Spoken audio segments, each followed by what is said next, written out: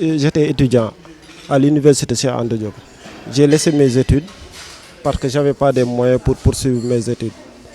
Je fais partie d'une famille très diminuée, donc je n'avais pas les moyens pour poursuivre mes études. Donc j'ai laissé mes études. Je suis allé à la SDE pour faire du journalier là-bas. À l'arrivée de la CNO initiait cette formation.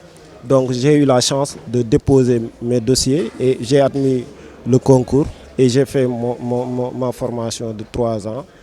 À mon sortie, on m'a recruté comme technicien. Ça m'a beaucoup apporté, vraiment, ça m'a beaucoup apporté parce qu'auparavant, j'étais un plombier, mais j'étais pas un professionnel. Mais aujourd'hui, je suis professionnel parce qu'on m'a appris les qualités, comment on travaille, les disciplines, les normes et tout ça, les normes internationales. Auparavant, je travaillais, mais ce que je faisais, je ne pourrais pas expliquer ce que je faisais. Mais aujourd'hui, tout ce que je fais, je peux l'expliquer, je peux même l'enseigner parce que je l'ai appris à l'école. Le métier est dit masculin, mais l'eau s'écrit au féminin. Il n'y a pas de métier de genre. Nous avons dit que parce que góor ñi ëppale wuñu leen bu dee jàng ñoo ngi jàng ñun ak ñoom ñoo yam peut-être doole la ñu ëppale te savoir yëpp ngi ci bopp bi. Un métier souvent emprunté par les hommes. Aujourd'hui, on y voit beaucoup de femmes. Qu'est-ce que cela vous fait? Qu'est-ce que ça fait d'être femme et plombier en même temps? Ça me fait vraiment plaisir d'être plombier et fier aussi.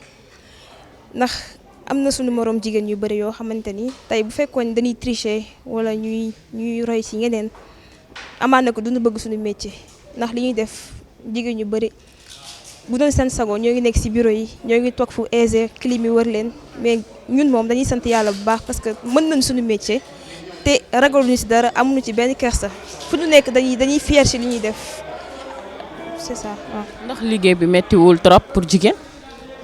métti na liggéey bi métti na trop mais ñu ragaluñu loolu ragaluñu ko parce que amaana ko booy sonn ci dara ci ngay jariñu booy ñaq di jariñu nga fayu sa xaalis mu lew la dafa neex booy liggéey di sonn dafa neex te métti bi sax méttiwul métti bi waxu góor ñi la waaye méttiwul. Ce qu'on sait aujourd'hui, c'est qu'on a besoin de professionnels pour porter notre ambition de CNO.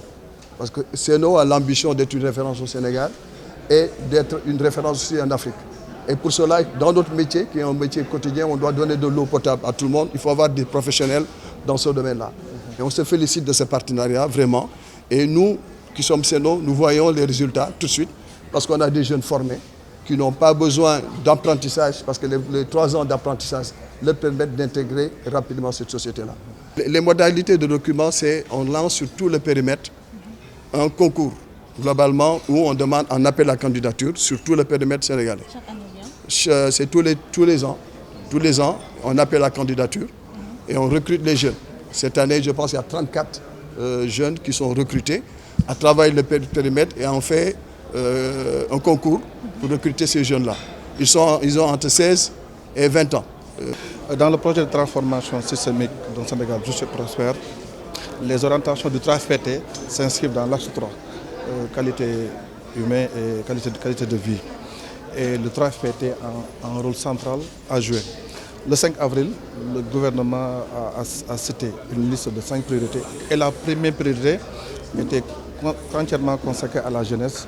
C'était formation, entrepreneuriat, emploi des jeunes et des femmes.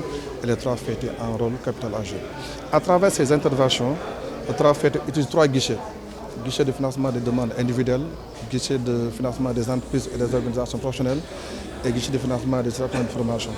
Donc le PFI, projet de formation insertion, joue un rôle capital pour la formation et l'insertion des jeunes. Car c'est un moyen stratégique pour lutter contre le chômage. Ensuite, pour régler tout ce qui est problème d'inadaptation par rapport à la formation. Parce qu'avec les PFI, l'offre de formation s'adapte parfaitement avec les besoins de l'entreprise.